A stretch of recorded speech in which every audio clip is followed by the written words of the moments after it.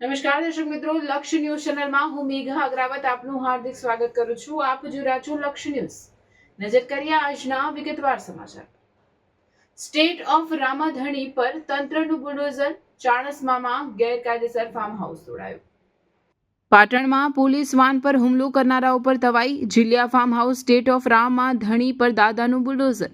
ચાણસ્માના ભાવે જિલ્લાનું farm house તૂટ્યું। ચાણસ્માના જિલ્લા ગામે થયો હતો હિચકારી હુમલો। પાટણ જિલ્લામાં ચર્ચાસ્પદ બનેલા જિલ્લા ગામના ફાર્મ હાઉસ અને પોલીસ પર હુમલાના મામલે તંત્રએ કડક કાર્યવાહી હાથ ધરી છે।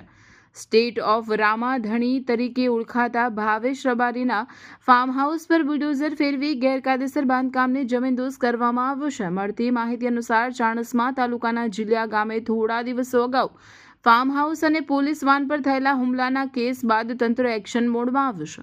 તપાસ દરમિયાન ખુલ્યું હતું કે ભાવેશ રબારીએ ગૌચર જમીન પર ગેરકાયદેસર રીતે ફાર્મ હાઉસ ઊભું કર્યું હતું। આ ઘટનાને ગંભીરતાથી લઈને ચાણસ્મા વહીવટી તંત્ર દ્વારા ડિમોલિશનની કાર્યવાહી હાથ ધરવામાં આવી હતી।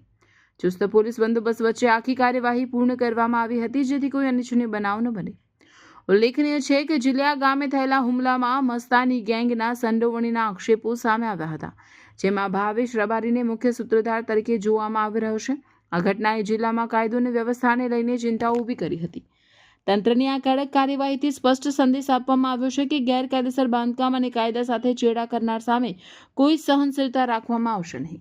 હાલ સમગ્ર વિસ્તારમાં પોલીસની કડક નજર રાખવામાં આવી રહી છે અને વધુ તપાસ ચાલુ છે। રિપોર્ટર પંકજ સાધુ। ની ગૌચર જમીન પર જે દબાણ આઈડેન્ટિફાઈ થયેલું છે તે દબાણ દૂર કરવાની કામગીરી હાલ ચાલુમાં છે અને પંચાયતના કર્મચારીઓ પણ હાજર છે। સમગ્ર પ્રક્રિયા આજે તમામ વહીવટીતંત્ર અહીંયા હાજર છે અને શાંતિપૂર્ણ રીતે હાલ ચાલુમાં છે। કેટલા સમયથી ગેરકાયદેસર બાંધકામ હતું?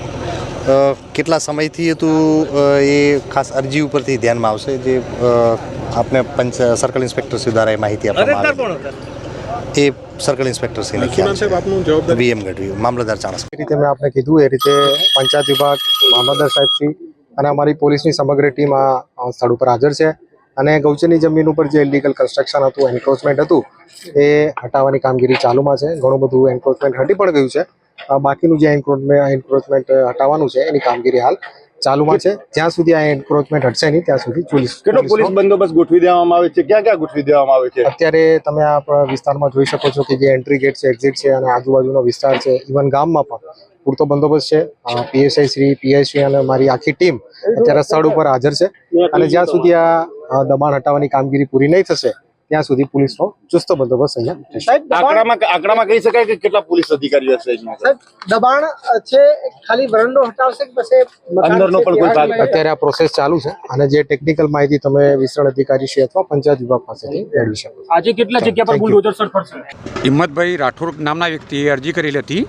અરજી કરતો અમોએ આ જગ્યાની કુલ સર્વે નંબર 166 છે, જેમાં 3 હેક્ટર 8 ગુંઠા 29 ચોરસ મીટર જમીન હતી, જેમાંથી 0.71 ચોરસ મીટર જમીન દબાણમાં મળેલી છે। આજે એના માટે અમે 4/11/2025ના રોજ માપણી માટે ગ્રામ પંચાયતે ફી ભરેલ હતી અને 10/11/25ના રોજ આ જગ્યાની માપણી થયેલ હતી અને 20/3/2025ના રોજ આજ સવારે માપણી સીટ મળે અને હદ નિશાન નક્કી થઈ ગ્રામ પંચાયત દ્વારા દબાણની કાર્યવાહી ચાલુ કરવામાં આવેલ છે।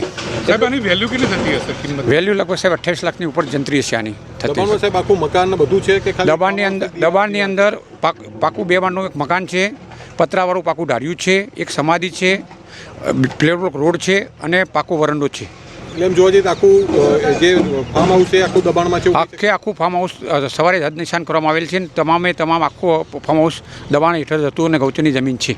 સાહેબ, જે રીતે કહી શકાય કે આ જે ગુનાહિત પ્રવૃત્તિ સામે આવી ત્યારબાદ તંત્રની આ ગેરકાયદેસર દબાણ જોવા મળે? ના, તંત્રએ અગાઉથી જ કાર્યવાહી ચાલુ કરેલી હતી। 3/11/2025ના રોજ માપણી માટે ગ્રામ પંચાયતે લખી દીધેલું હતું, એટલે ફી ભરી લઈ।